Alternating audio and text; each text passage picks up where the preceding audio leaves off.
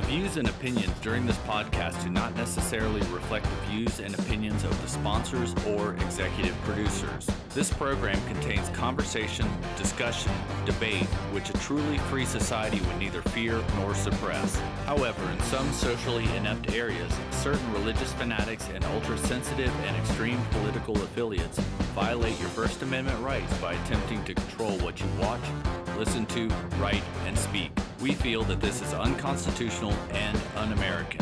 And now we present the MKULTRASOUND podcast. Live from Studio Diablo in Chicago, Illinois, this is MKULTRASOUND. Get with the countdown. I speak jive. Forget it, man. Blast off for Kicksville. Shake this square world. Blast off for Kicksville. I speak jive. Forget it, man. Get with the countdown. I speak jive. Forget it, man. Blast off for Kicksville. Shake this square world. Blast off for Kicksville. I speak jive. Forget it, man. Well, if you're lucky enough to be watching us on YouTube, you see that I'm with two hot chicks and we're all wearing masks. I want to take this fucking thing off. Jesus Christ. So this is our first real show with the cameras, and Cassie's back for the first time since the end of February. Hi. And since Yvette, you two haven't met, and she's been doing this show for a month and a half. And so here we are. We've got three cameras. And on the phone, an old friend of mine, I don't know if he's wearing a mask or not, Pete Guellard from, many bands. Peter, are you there? Hey, how you doing, Alex? Hey. And Hey, Peter. the crew in the studio, yes. Hey, what's up? So you did an impressive thing, which we played a couple of weeks ago with a bunch of bands in Pittsburgh. And I've gotten a lot of feedback on that song, Man of Constant Sorrow, that you did. Sorrow, yeah. From my friend in Georgia was like, can I buy that? And I'm like, well, I really don't know if they can sell it, because that song it won an award, a Grammy, right? I'm not sure about that. Yeah, the However, version on the movie that with George Clooney. That song. Well, then it did. Yeah. Hey, do you want to hear something, girls? Peter is the only person I've ever met, and I've known this guy 25 plus years, that doesn't like Leonard Cohen. I've never heard anybody say that. Really? I don't. No. I couldn't believe it. Okay. Anyway, we're back, and we're all affected by this thing in different ways. And we're going to let you start, Pete. How's this?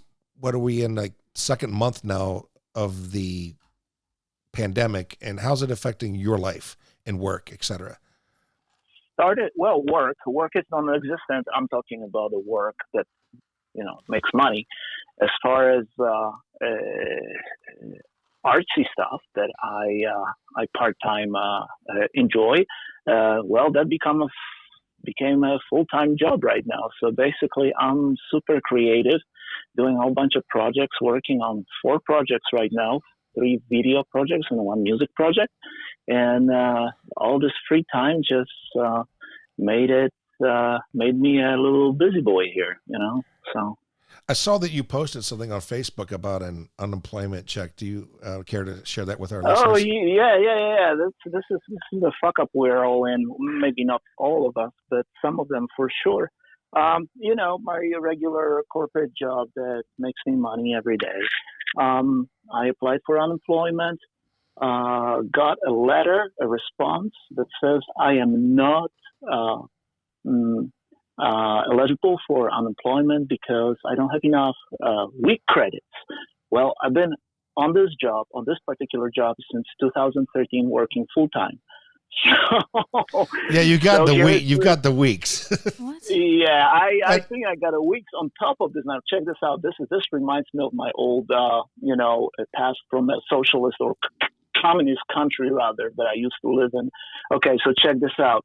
In the letter itself, it says you have till April 27th to appeal, right? And the postmark on the letter was April 29th. Awesome. I love that you posted that. It was fantastic. So here's my little story with, my own little struggle with American, welfare system or whatever you guys call it. So here it is. Cassie's back for the first time since February, and she's had a birthday since then. Yeah. And she brought Pony with her. and Cassie works in entertainment. You work in a bar with a live music venue. Yeah. So how's that hitting you? We're shut down. Yeah. We don't know. Me, I do some other work, but the owner, he's just sitting at home. He does have a venue out in Indiana, so Emerson. So he has. He was at Emerson. Yeah, Peter, you played there in Indianapolis. Yep. He played the Emerson. They just opened back up, so Indiana did. So he's able to run shows there, but nothing here. At a festival that was coming up, the venue is just like closed. He's just been staying home with his daughter. Me, I've been going in and like painting and stuff like that, just to like, we figured like, okay, the venue's shut down for like a little bit. We might as well take the time to like just do like painting, cleaning, like stuff like that, because why not? Might as well. So it's just kind of a lot of like sitting around and waiting, seeing what's going to happen. But you know that I was also bartending there, so I don't have that income, which sucks. But And you were the house photographer in Joliet at the Forge. For a little bit, but I was bartending there too. All right. Now, Yvette, they're closed down. Yvette, her first show with us was the 15th of March with Anya, and you were on the phone. Yvette just moved back here from Los Angeles, and you talk about bad timing. Oh, yeah. Yvette, you want to share? Yeah, well, I mean, you know, here I'm rolling into town, ready to get some work, and I was looking for some production work on a film that was supposed to be shot with CineSpace and HBO and different things like that, and someone ended up getting the COVID virus, and they shut that down, and then just incrementally, day by day by day, everything just started, you know, jobs just started going away, and everything in, like, most industries. And it's like, unless you were already set up or it was an essential business, everything just went bye-bye. So, you know, so it's been really, really difficult. Yeah, I feel for you more than I do most people, because you moved here and this thing just boom.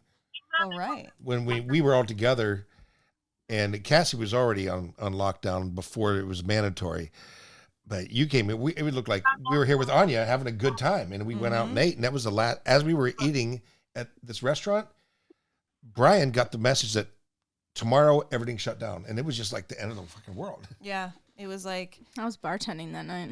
Were you? Yeah, we had a show. Wow. And that's why I got this bandana. Oh yeah, Cassie's fuck you. One of the artists gave all the bartenders one, so I'm like, oh man, this is perfect.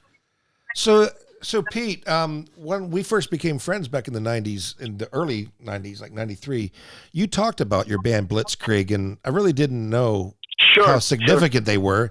And then last summer, I believe I saw you were touring. You got back with them and doing a European tour.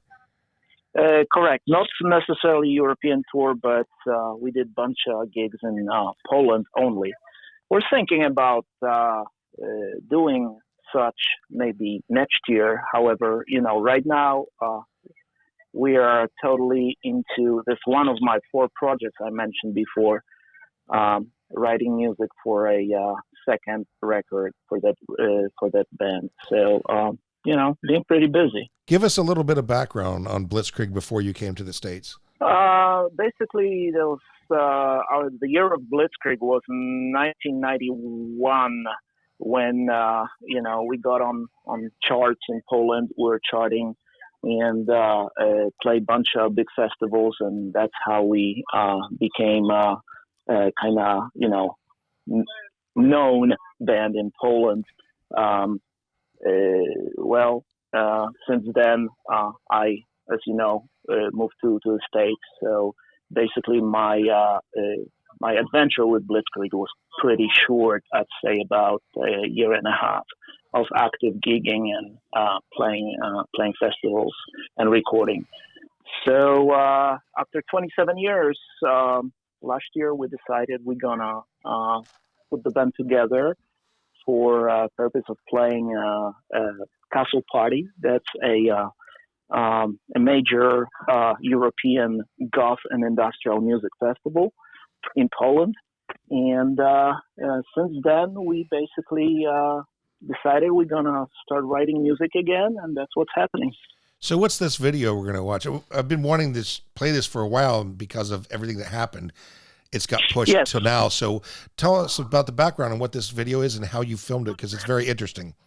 Yes, well, the song is not an original song from Blitzkrieg. It's a remix made by a Polish-Czech DJ duo.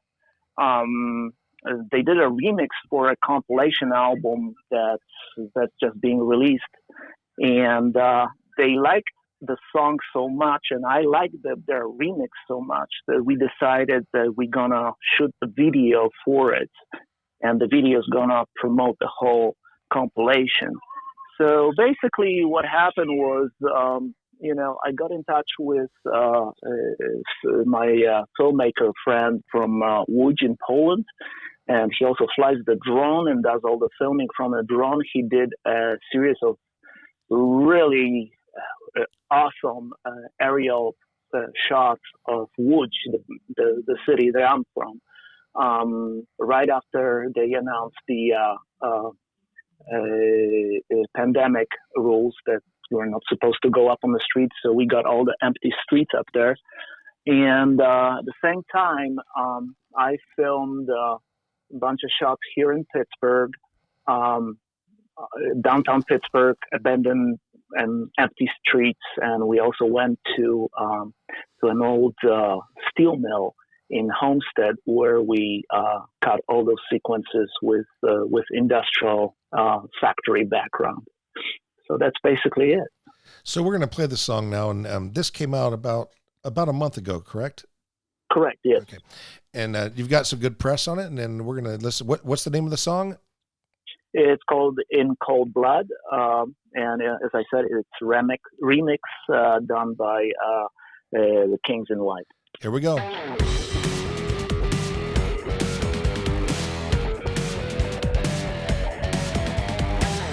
Get ready for the attack. What was white now is black. In cold blood. In cold blood. Strike the pride, a furious blow. Terrify the rebels all in cold blood. In cold blood. Yeah.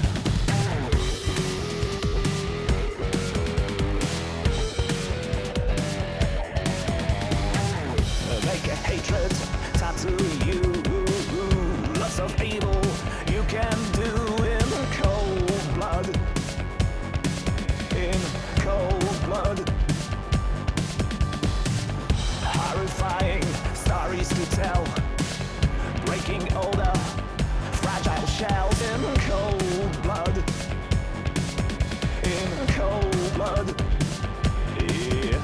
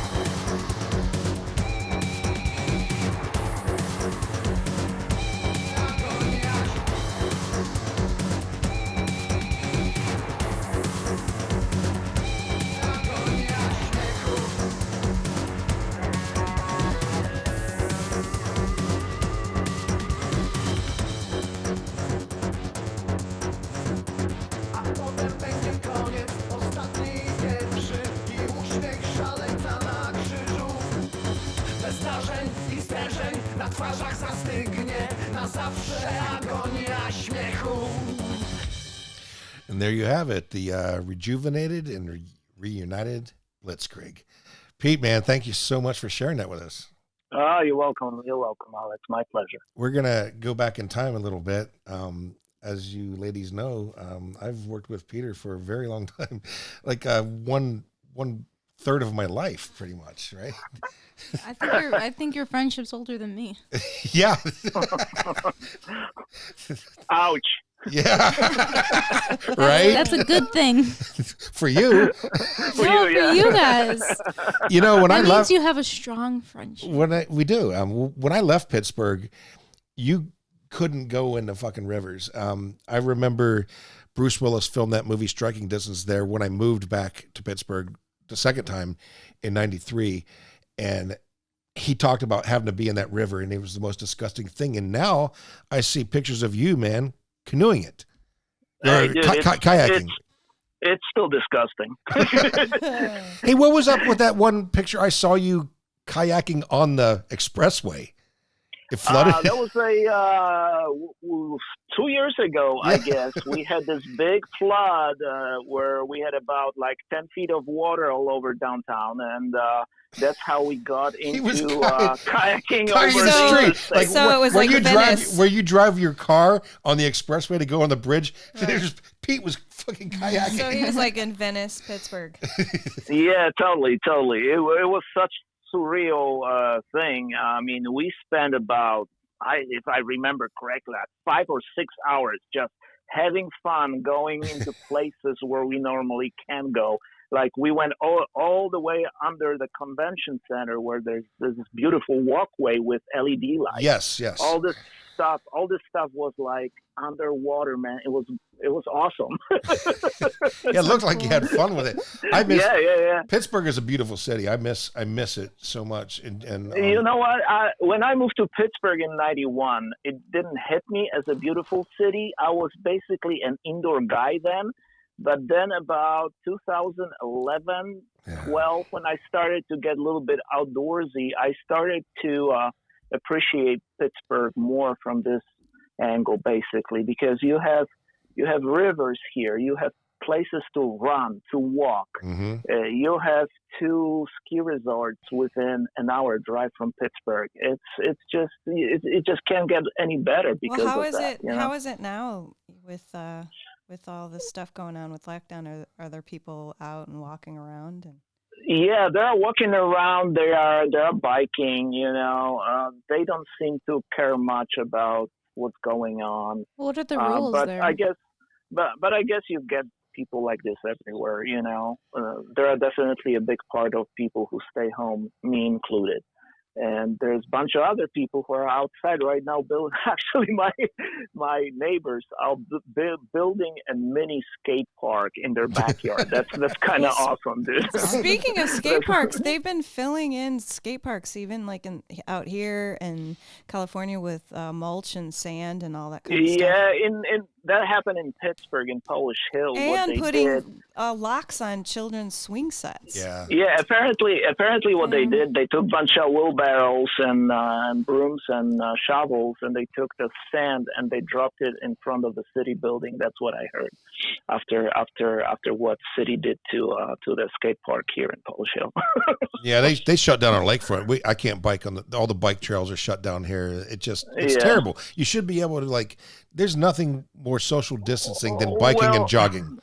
Yeah, or kayaking for that matter. Exactly. You know, that's just about fencing. I don't know. There's no boating. We can't boat here. Boating is outlawed. I think not in Chicago. I personally think that we can come back to a quasi regular living, assuming that everybody would be wearing masks for a while. Exactly. You know? I have no problem with that. And yeah, me neither. And responsible people don't. So, you know, it's just a way of how our society, but there are always people, jackasses, who you'll find them everywhere where they just don't care, you know. The problem is, too, though, this is already, just even in the last few months, it's caused such a domino effect with a lot of businesses closing. I mean, there's talk about Troubadour closing in Los Angeles and Amoeba. They're even having discussions about Metro here having problems. Like a lot of these big venues that we're used to are, people are having a hard time staying open. And even if they do get us back on track, it's like, how's that going to work? Because most businesses make money in volume. So it's like if you can only have like 5 people in, 5 people out, that's not enough to cover the liquor costs, the rent, the commercial, real estate, everything. So, yeah, it's just really scary because, a lot of places are, unless they're serving food or something like that, it's like they're having a struggle. And they, there's talk about, businesses and restaurants and bars not opening till possibly maybe next year.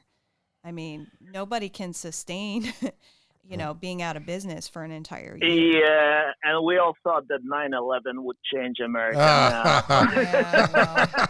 Yeah. Hey, 9/11 was a long time ago, but let's talk about good times. Let's talk about the 90s. The next video we're going to watch is one of your first songs you've ever did. When Peter came to America and did MACE, he was at the Art Institute of Pittsburgh, and he was doing music videos even back then. And I remember watching Public Access one day and singing MACE, an early incarnation of MACE, which were many. But this lineup that we're going to watch included Ron Marks of Celtic Frost. Yes, correct. That's Ron started to play with us in, I believe, 97. So that video is probably from that about time, 97, yes. And that's, when I met him then, and I've gone on to work with Ron for many years after that, but that was like, you almost just broke in because you went on tour with Sister Machine Gun and Prong, right? Yes. That's just amazing. And Hansel and Gretel. Yes. Oh God, yeah. love them. Wow, that's a come on. blast from the past. And it's funny. From them for a long time. In 1997, they were playing here. I think the Vic Theater when I was at the Expo of the Extreme when I first met Mortis, and I was there for 3 days. And you were. I mean, it sucked because I couldn't do both. I had a table at the Expo of the Extreme for 3 days, and like Mace is playing across town, and I couldn't go. And I remember like Corey was in the band. Yes. And God, love that guy. And Ron and who was playing? Who's the girl that played bass? That was Larissa, and that was Johnny on drums. Yeah, Johnny got it. That was a really good lineup. The Johnny kid, he was 17 then. Do you remember when you came and did a show for me in Halloween in Newcastle, Indiana, and you had to like break in and get your gear the next day? Well, that was because the whole story starts before we got to Indianapolis. You broke down. We were riding in Johnny's van, and Johnny's van left transmission in the middle of interstate. So I remember calling you guys. And we had like 2 or 3 cars coming to pick us up. Yeah, we're sitting, and we're sitting like 8. I'm like, you're gonna go pick up from Indy. I told my friends you got to go pick up the band. And they said, they think like 3 cars to get you, and I don't know how we fucking pulled that show off, but wow. Well, we did. We played, and after the gig, I remember we arranged with the venue owner. We would leave all the gear in their club and show up in the morning with a U-Haul truck, and we're playing the same day in Pittsburgh. I believe it was like a Halloween show. We had to be in Pittsburgh at like 6 o'clock.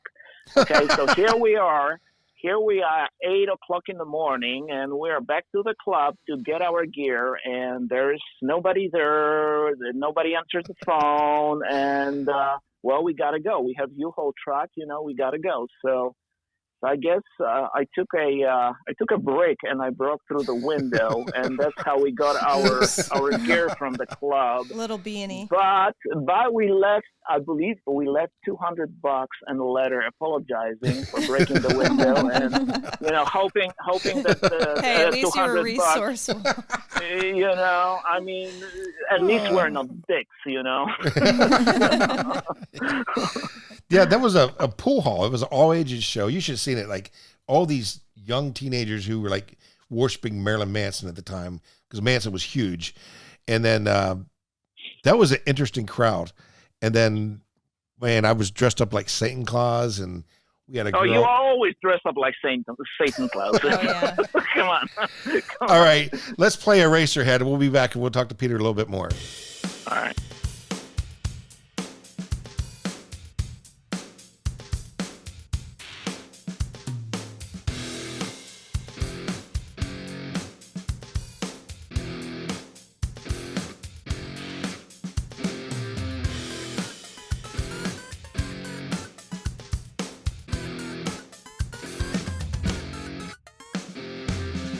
Tonight is a night for self-destruction. Contaminate our sinful souls.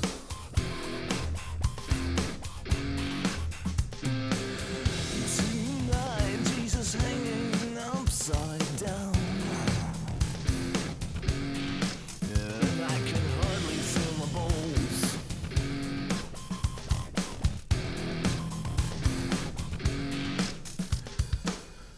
My word has flipped 180 degrees upside down, and you're needle in my vein.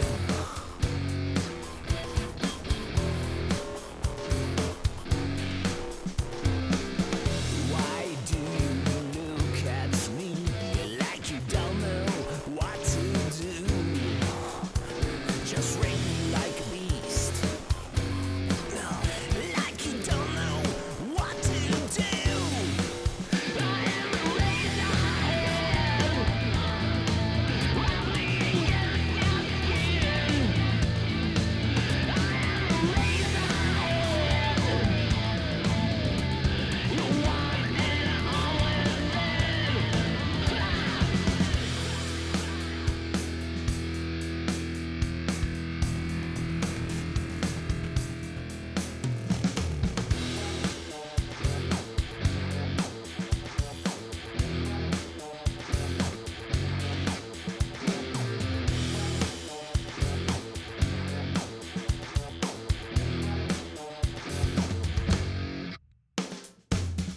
a swarm of insects on your face. Tear the flesh away, see what's underneath. I need a better view of your humiliation. I want to be a shameless thief.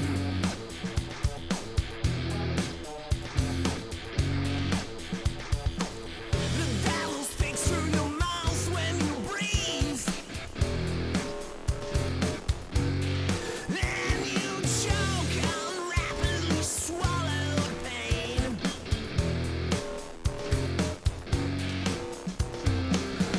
My veins are getting wider since you've gotten so close. So rate me like a beast. Like you don't know what to do. I am a razorhead. Rubbing against your skin. I am a razorhead. You want and always thing. I am a razorhead. Rubbing against your skin.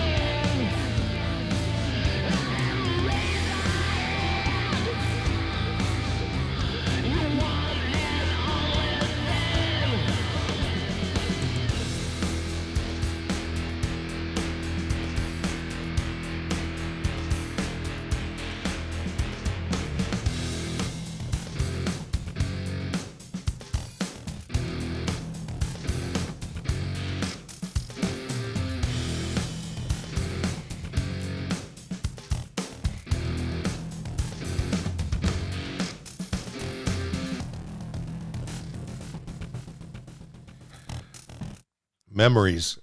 That brings back some memories. Oh, man. We were talking about the Emerson. The first time I had you play in Indy, you played the patio.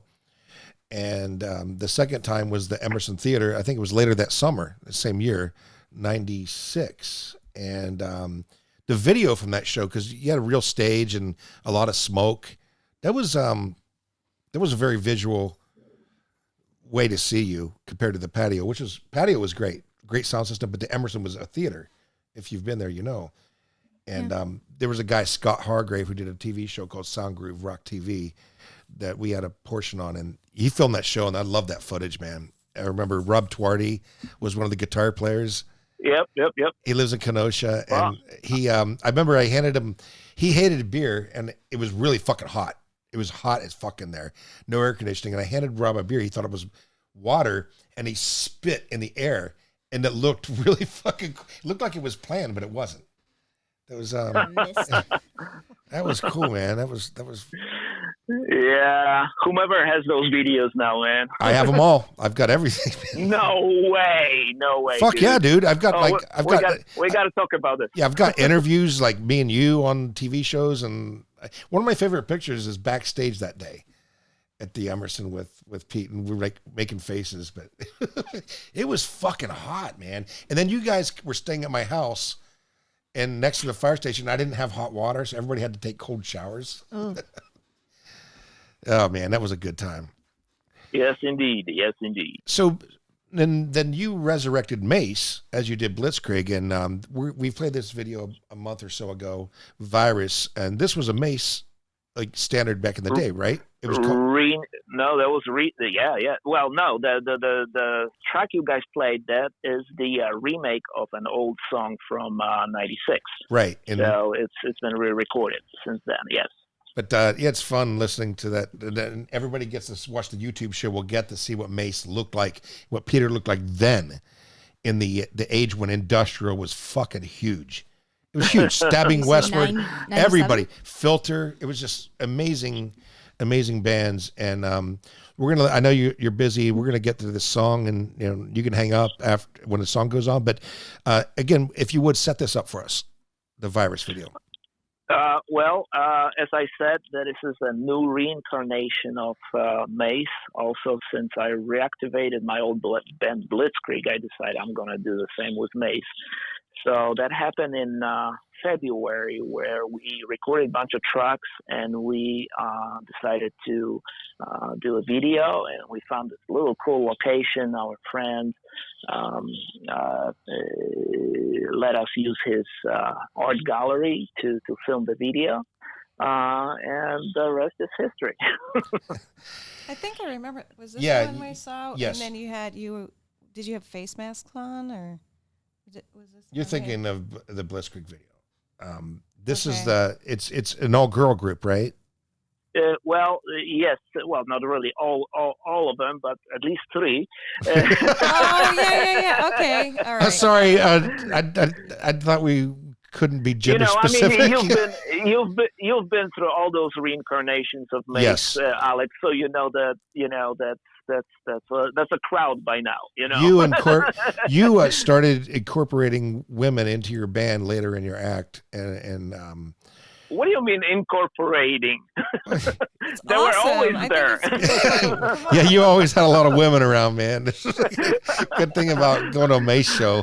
whether playing, whether dancing, whether Yeah. You brought them on stage with your shows, and yeah, it was always been a main thing with MACE. Respect. Yeah, But the thing is, dudes like, are so boring, man. when I brought them to Indianapolis had never seen anything like this, and the women were crazy. The audience, I swear, was like 50% women when these guys came to, because I brought in men.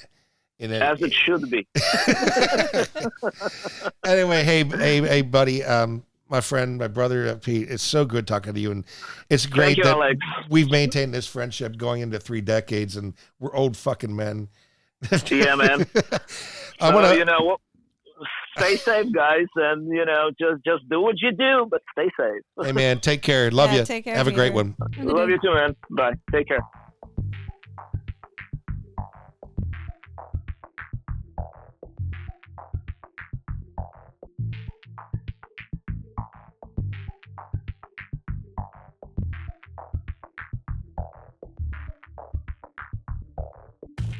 You got me so high, and I'm so small.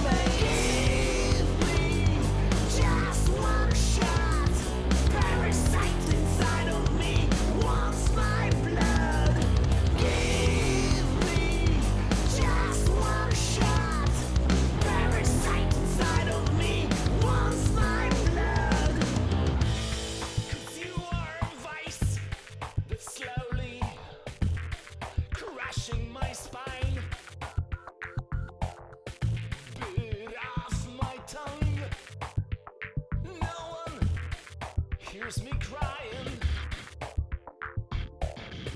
You were the one who promised me my salvation. I'm just another tool for your reincarnation. I'm your sight, I'm your smell, I'm your ultimate prey. Like a virus, I'm your mercenary of pain. I'm your host, I'm your lust, the hell that you've made. I'm the scraps of all your uneaten remains.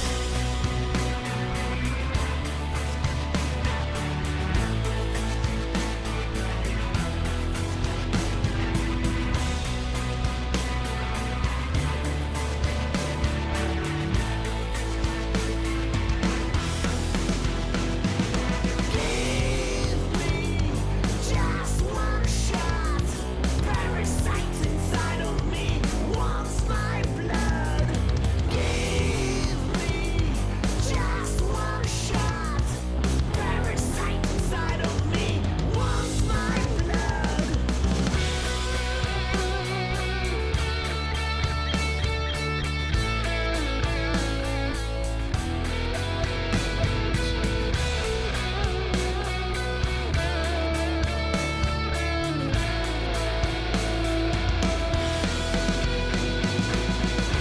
I'm your sight, I'm your smell, I'm your ultimate prey.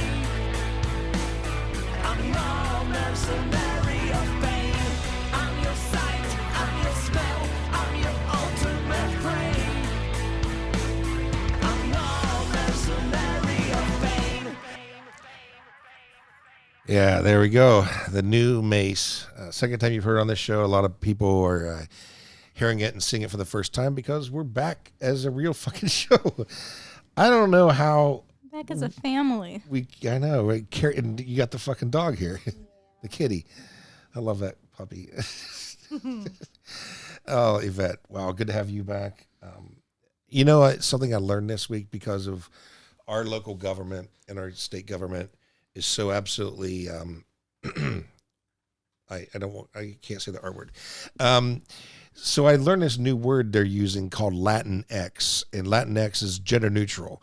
So apparently somebody decided that it's improper to say Latino or Latina. This is when this shit, politically correctness, gets completely out of control. And so I decided to talk to a good Mexican friend about it. So I was biking yesterday and I went to get some peppers and then some pepper plants. So I'm going to start my garden this week. And I went to Max Bravo's house and he's in the same situation as me. He's a bachelor and he's in isolation. And so it was nice to be able to hang out with somebody. You know, we didn't shake hands. We did the elbow thing, which is pretty fucking lame. But I said, first thing I asked him, like, so what do you think of this Latinx term? And he agreed, and his sister works in the public, and she has to use it. And they're Mexican. They're 100% Mexican, and you know they don't agree with it. And I said, so some far left liberal came up with this term, Latinx, because it's just absolutely, I find it ridiculous. I've never heard of that until you mentioned it today. On the news this week. Yeah. On the news, Maybe I'm just not watching the well, you're not news. watching the press conferences from the mayor and the governor. Yeah, everything's Latinx. So I had to Google it. And What are they saying about? Well, the Latin community Latin apparently people. has been hit with, now the coronavirus is spiked in the Latino community because so many families live under one roof.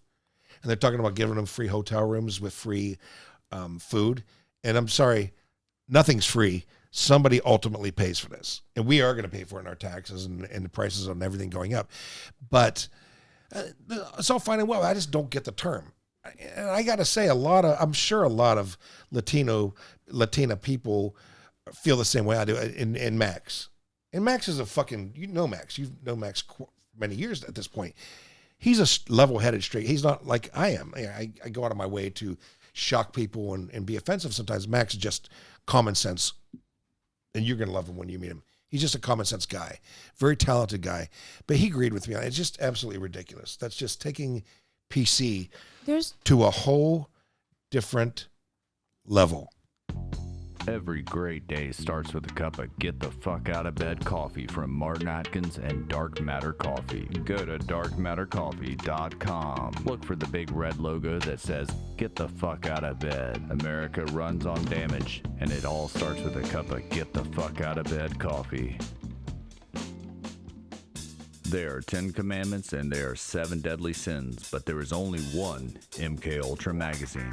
Visit us daily online at www.mkultramagazine.com for entertainment news, reviews, and interviews. mkultramagazine.com, home of Alexander's Diary of a Damned Man. That's mkultramagazine.com.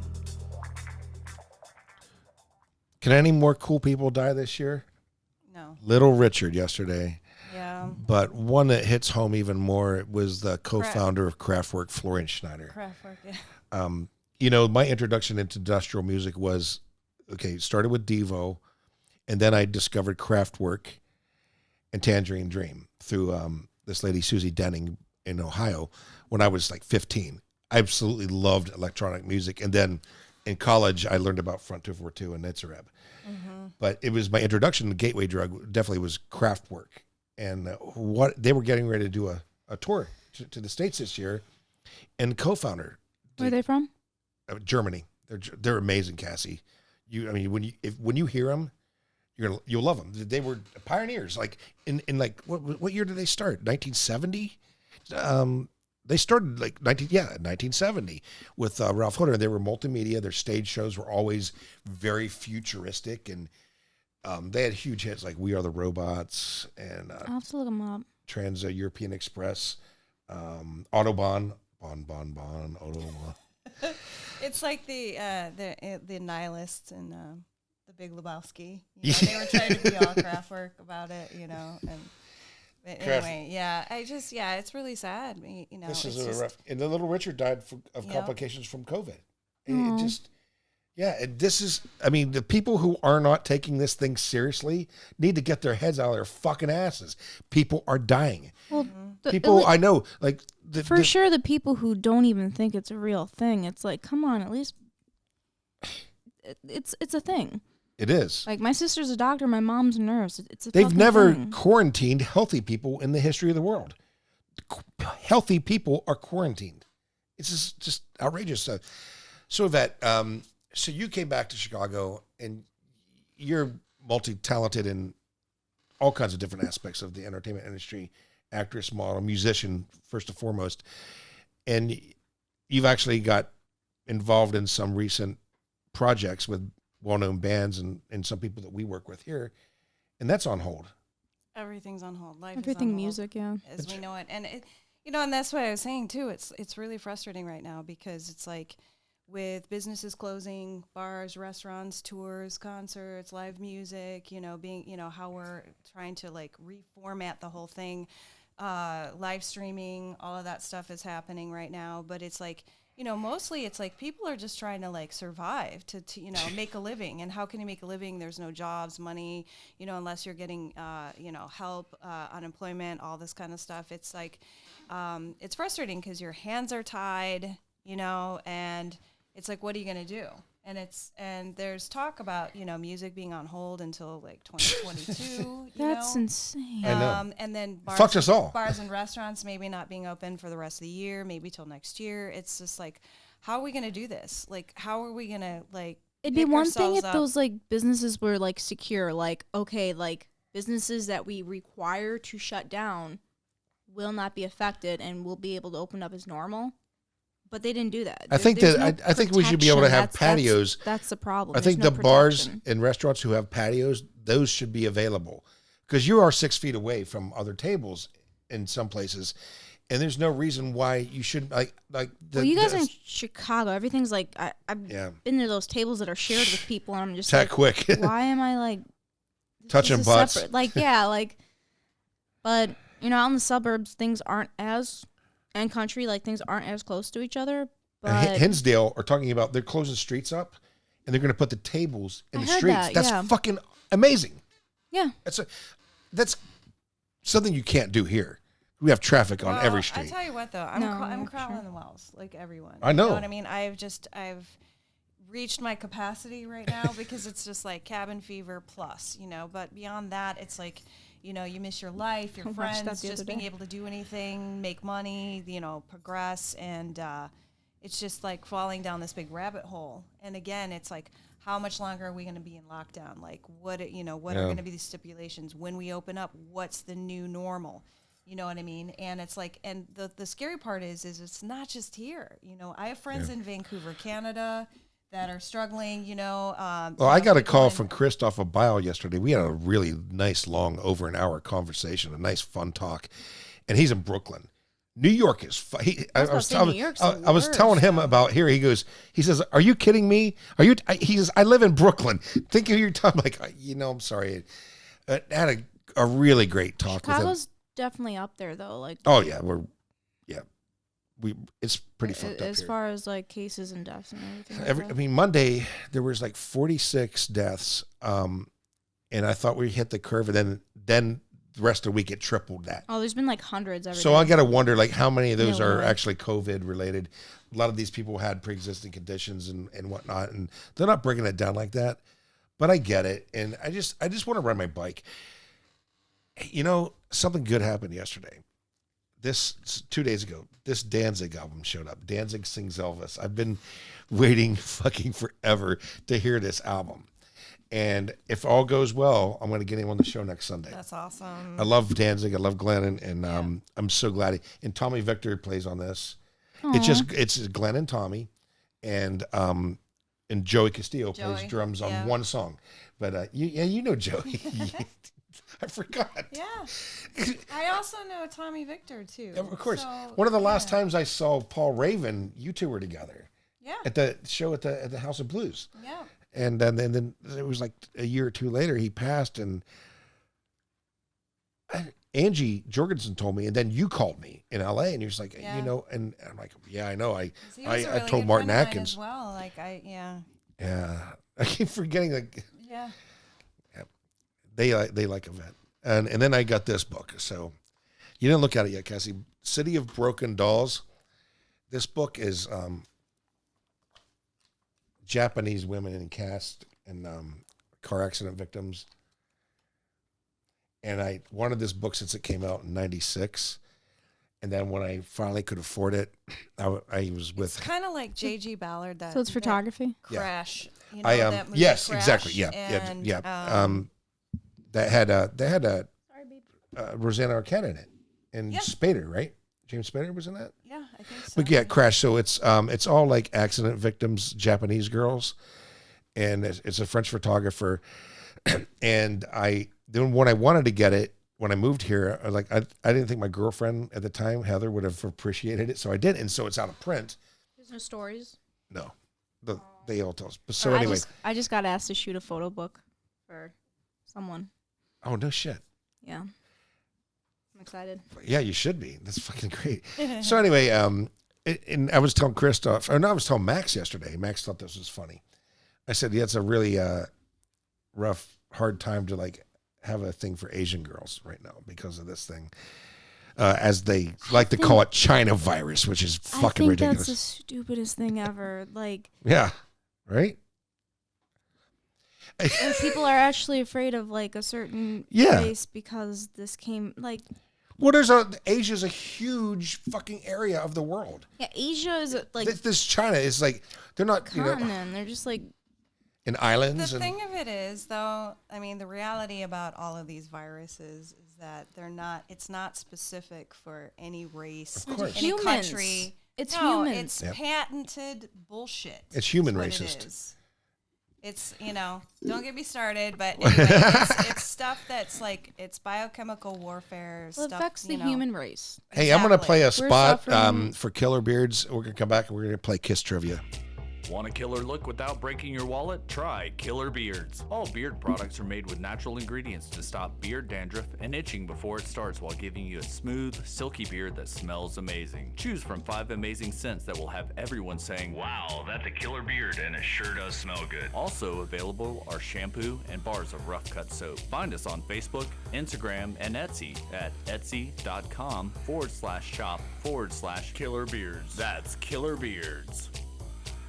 Use the discount code MKUltra20 for 20% off. That's MKUltra20. Oh man, what a show! That was fucking Peter is just the best. There are things that actually we can't talk about that I would love to talk about, but that's for that's for the movie. I mean, the shit that he and I have seen in different incarnations. Now he went on to play in Ron Marks's band, Subsonic. He played bass, and I booked some shows for them I still here. have those CDs that you gave me. Oh shit! Really? Yeah, Subsonic? yeah, I do. You gave me those. Oh no! Yes, Yeah. right. You helped Yeah. just try to set the first video up. Yeah. Which didn't work. My girlfriend was- at the time, yeah. this chick Bridget, she was so jealous of you and other Yvette. Remember that we were shooting at the exit. You could see that crazy in her eyes because she wasn't the center of attention, and that was the beginning of the end of that relationship. But then Yvette and you introduced me to her, and she helped us the production on the videos that we did do down the road. Yeah. She was fucking great. 2 Yvettes. Like I can only handle one, or then it was 2 for a minute. So this is the first time we've done this in a while, Kiss trivia. And some people like when they do this, and some people hate Kiss and they don't fucking care. But I think I know more about this band than I should. And we're going to start with Cassie. We're going to ask you 3 questions each. Let's see Who does Pony look like? my friend Jeff Brown. No. We went over this. Oh, Gene Simmons. If you dye his, I said her again, ears black, that would be just like Gene Simmons. All right. Do you want me to start? Yes, Okay. go ahead, start, Okay, Yvette. so question. What is the total number of KISS performance from January 30th, 1973 to March 16th, 2003? Forget it. No way. What? No, I'm not that much of a fucking... That's pretty. How many is it? Okay, so where did the KISS Dynasty tour start? Oh, fuck, I should know, because I saw that tour. Peoria? Kansas? Where? Lakeland, Florida. Oh. Go ahead. All right, Cassie. What year did Peter Criss rejoin? Oh, he's 96. Dun, dun, dun. No shit. Do you want to try one more time? It's close. You're very Oh, close. God, I know. I mean, 95 was when they did the Unplugged concert. So close. let's say 95 then. 97. You're even closer. Fuck. All right. Whatever. What year? I fucking hate him. You said 97 and 95. I said 96 at first. Was my first answer, but it's not. You said 97 first. No, I said 96 first. Oh, 96 is Yeah, right. yeah. Fucking come on. I was You said at 97. I was at that fucking reunion tour. I was I'm going to rewatch this. Yvette. Okay. In 1978, a KISS makeup kit was made. The kit was to use the band members' first names in error, which had members' last name. Which band member's last name was used? So the Kiss makeup kit, which I had, 1978, they all said their names on the boxes, right? And they used one person's last name. It says in error, which band member's last name was used? Stanley? Fuck. What? Chris. Fucking guy. Dun, dun, dun. Yeah, this makes a lot of all sense. right, okay.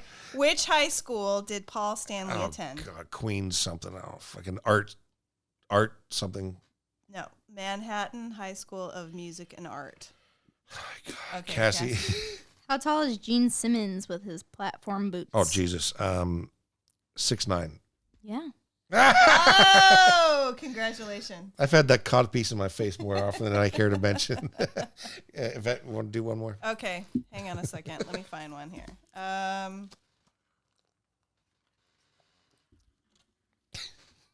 What is Ace Frehley's older brother's name? Oh, fucking Christ.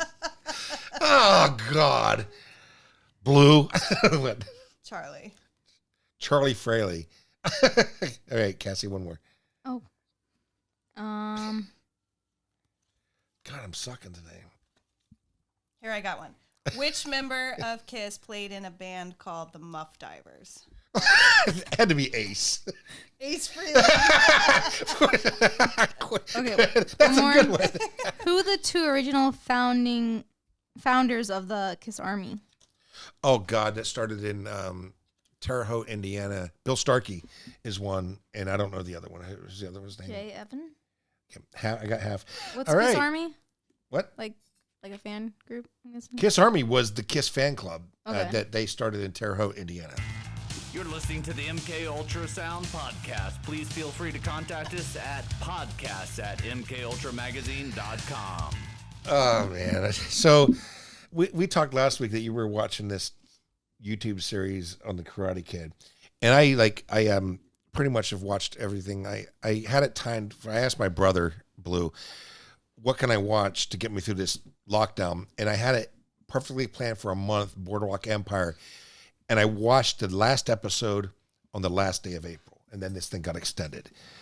So I've been like kind of fucked up as what to watch, and I found this movie called Mermaid Down, and it's about a mermaid who's ripped from the Pacific, and they chop her tail off and they throw her into a mental home where nobody believes that she's a mermaid. What's it on? Amazon Prime. It's really they shot this movie for $85,000. It's kind of cheesy, like a B movie way, which I love. It's really concept. It's really good. It's fucking fantastic, and the story is so original. I loved it. And then I was going to watch Dagon, which was a movie based on an H.P. Lovecraft short story about a mermaid and sea monsters. I love H.P. Lovecraft. Spanish, and it was Absolutely. Stuart Gordon, Brian Yuzna, Got Mermaid the Fever. guys from Reanimator and From Beyond that did this movie, and Castle Freak. And then I had it in my queue on Tubi forever, and then now it's pay, and I'm like, fuck, I don't feel like paying for it right now. And then I discovered this series called Siren. Do you know about it? About the mermaids? It's fantastic. You're talking to a guy who has a. I have a shower curtain with mermaids. Mm-hmm. This is a TV series about mermaids, and they kill. It's a violent fucking show, but yet. So now there's an interracial couple who Sounds are like fun. the main people of the movie, and this mermaid gets in bed with them. And I read ahead a little bit, spoiled myself because I'm not, and I don't get upset about spoilers. And I read that she becomes their lover, fucking a mermaid. Spoiler alert. That's fucking hot. I honestly, I'm How does actually. mermaid sex work? I don't know. You had what? I said, how does mermaid sex work? Well, in the movie Is she- Mermaid Down, the guy, like at the end of the movie, obviously rapes her. He has her in a straitjacket, takes her in a boat, and rapes her, and he has her turned over. So I guess she's got a hole in the back or something of her tail. I don't know. I don't even want to go there. It's just, I do. I thought it was like a whole like fertilizing eggs. Like it's But a fish. these mermaids in technically. Siren, when they get on land, they shed their tails and their bones crack stuff, but they can actually walk. Oh, okay. It's a really good series. I think you'd like it. I And want to what's that on? Well, it's on Hulu, Okay. but it's on it started on this network that's owned by Disney called what the fuck is it called? Because of an F. Freeform. It was, and it's going into its third. It's had its third season. I mean, it's fucking really good. I mean, I'm loving it. But that's it. I mean, I'm out of shit. I'm done with fucking TV. I need to get the fuck out of the house. Right. I want to go.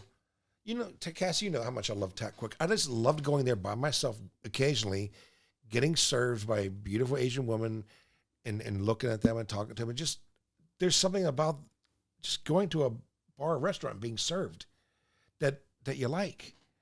And I don't know when I don't know when the fuck we're gonna get to do that. But the idea is at we're the end of the fucking month things are going to open up to very limited capacity, but we'll see. Yeah, It's just a matter of time. we all work in the entertainment industry, so fuck the hardest. Seriously, like service industry, restaurants, bars. Well, like I said, what I was saying too is even if it opens up and it's limited for 10 people, It's gonna be lame. people can't make money. They make money on volume. Yeah. And then also And then it's like, tips. and then Fuck yeah, well you know that. well, yeah, From radio. obviously. And then also too, it's like even if it's like 10 people at a time or whatever, it's like there's like what a line of people going to be waiting, just like, you know, even when you Yeah, go it's to a even store. worse. You got to wait in line just to go to the store to buy anything. So I don't know. So tomorrow I'm going to start working on getting Danzig on the show next week. I want to say thanks to Ethan. Ethan sang in Spawn Ranch for a bit there, and he was a publicist at Cleopatra Records in the 90s. He sent me a really nice letter, thoughtful thing about my father's passing, which meant the world to me. My father's memorial is going to be in June, and I don't think I'm going to be able to get out of Chicago to go. So, Ethan, if you're listening, that meant the world to me, man. Thank you so much for. I guess he read it on my diary on the website, and so I'm going to talk to Ethan about how do I get in touch with Glenn and do this interview, because I don't know what we could play, because the Elvis Presley estate, I don't think I could play any of it on our show. I don't think I can, because that's huge. It's like that's Elvis Presley. So we'll do it, and we'll get through it. And ladies, it's nice having you back. Good to see. Yeah, nice to be back. Yeah, and this is my Sundays has been Cassie and I working on this thing, and it's so much easier now. So thank you so much, Yvette. You're a joy to work with. Everybody, sorry we're in a little bit of a bummer here, but it's the reality of life. We're going to have a fun show next week. Ladies, goodbye. Everybody, thank you for listening. From the north end of the Mississippi River in Chicago, Illinois, to the south end in Baton Rouge, Louisiana, you've been listening to the MK Ultrasound podcast with your host, Alexander, with our special videographer, Cassandra Belazik, and I'm your executive producer, Too Dark. Tune in for the next episode to see exactly what's going to happen next. You've been listening to the MK Ultrasound podcast.